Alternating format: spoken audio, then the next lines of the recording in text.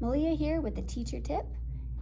If you are teaching your students rigid motions like translations, reflections, and rotations, and they're having a difficult time understanding it, get them a transparency.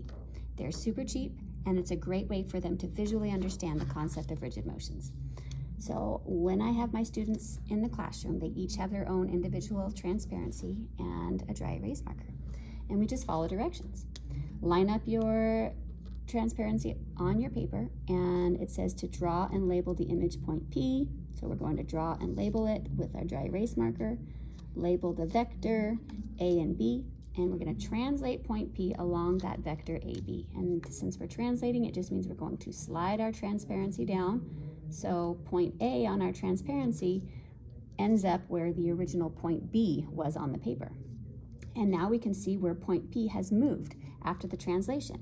Students can then lift up their transparency, holding it down in one place, and then label on their paper where point P prime ended up after the translation.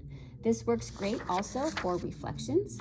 So here's another example. We can use our transparency. Line up the paper, draw the shape with the dry erase marker, and always label the points so we know where those new points will end up after the reflection. Label the line of symmetry on the transparency, and since it's a reflection, that means we're just going to flip the transparency over,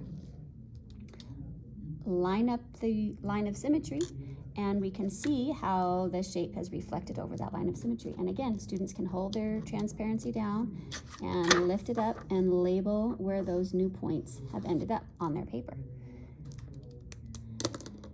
These are super cheap. You can get some in the link on Amazon in this video, and I hope you enjoy it. I know your students will really benefit from using transparencies. Have a great one. Happy mathing, teachers.